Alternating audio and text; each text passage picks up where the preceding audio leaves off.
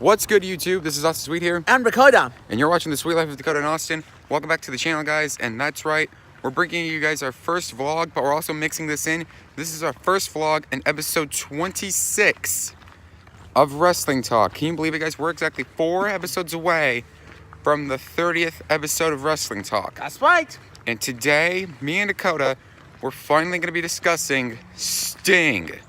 Me and Dakota, you guys have been waiting for this episode for a long time. So we're going to do our best. We're going to be talking about Sting while we vlog outside. And don't mind Dakota, he's in his pajamas. I don't know why.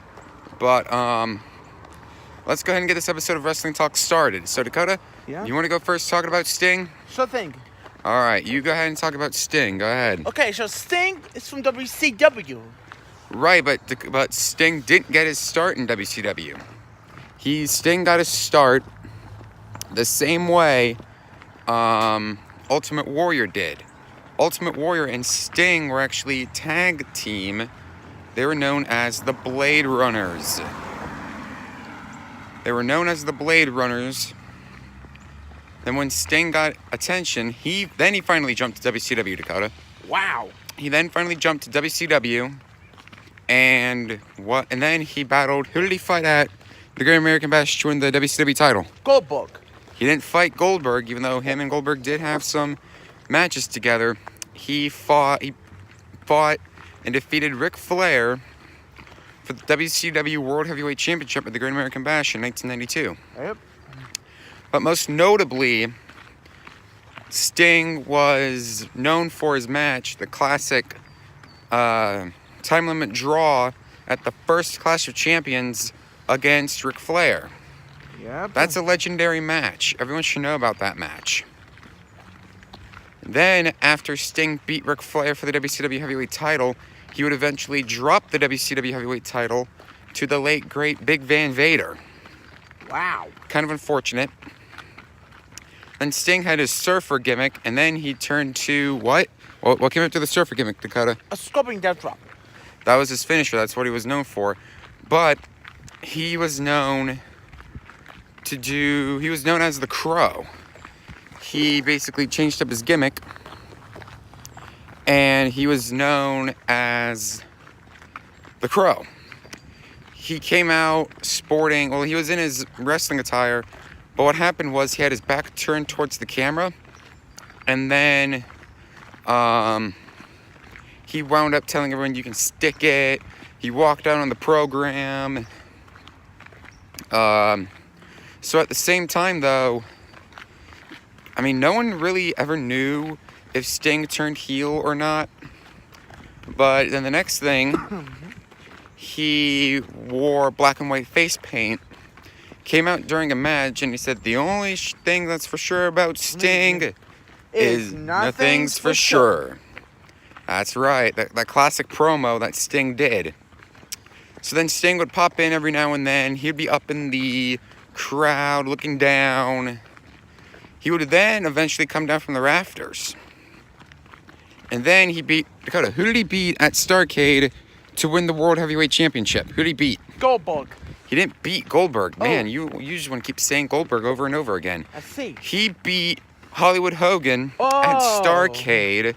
Oh. It was a controversial finish. And then he had to vacate the championship. The next night on Thunder, on Thursday, J.J. Dillon declared it vacant. And then Sting took out his signature baseball bat. And then next thing you know, he told J.J. Dillon, you've got no guts. And he told Hollywood Hogan, and you're a dead man. So then Sting stuck it out during the final days of WCW when it was a sinking ship. 2001, he faces Ric Flair on the final Nitro before they got bought. And then in 2002, Dakota, he then jumped to TNA. Whoa. That's where Sting made a name for himself. He tagged up with Jeff Jarrett. He made some sporadic appearances, but he didn't officially come back to TNA till 2005 when he was Christian Cage's partner to take on Double J and Monty Brown, the alpha male. Oh. Then on Spike, Sting comes out And he tells the crowd, thank you and everything. And he said, but this is goodbye. And then he walks out. Didn't see him again in TNA for a little bit. He comes back. He beats Kurt Angle to win the heavyweight championship. Turns heel and then joins the Main Event Mafia. Turns heel again. Feuds with Rob Van Dam for the World Heavyweight title. He then leaves Impact Wrestling. Comes back, creates the new Main Event Mafia to go against the Aces and Eights. I mean, it was just pandemonium from here on out. You don't know where Sting could be. Then eventually, when Sting was done in Impact Wrestling, he wound up signing with the WWE. Wow. No kidding, wow. And then he first debuted at Survivor Series in 2014. He laid out Triple H with what? A pedigree. He laid him out with a Scorpion Death Drop. Oh. Silly. I see. He laid him out with a Scorpion Death Drop. And he said the reason that I came to WWE was to wipe out the cancer, which was Triple H. Oh. Now, Sting didn't wrestle much in WWE, so that was kind of disappointing. He lost to Triple H at WrestleMania 31, great match. He then had a tag team match where he teamed up with John Cena to take on Big Show and Seth Rollins. He won. Then at the Clash of Champions pay-per-view, he wound up losing to Seth Rollins after he got shoved off the announcer's desk through another one. Then unfortunately, he wound up with a condition known as cervical spinal stenosis, and he wound up retiring because of that, and then he went into the Hall of Fame. Wow. So overall in Sting's career, he held a lot of major championships. Former WCW World Heavyweight Champion. I think it was the WCW Tag Team Champion, I'm not sure. United States Heavyweight Champion. TNA, former Heavyweight Champion, former Tag Team Champion.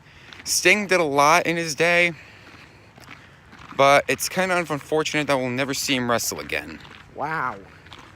So that'll do it for this episode of Wrestling Talk, guys. Thanks for joining us today. Next week, we'll talk about Jim Cornette. Yep, we're going to be talking about the managers now. We're going to be focusing on one manager in particular that managed the Rock and Roll Express, and that's Jim Cornette. So thank you guys very much for watching this video. If you guys enjoyed this video, be sure you hit the like button, leave your comments. And make sure you hit that subscribe button. You didn't have to be mean about that. Sorry. It's okay. And above all else, subscribe, tap the bell, turn on all notifications so you don't miss the next video. Thank you guys very much for watching, and we'll see you guys in the next video. Peace. And game over.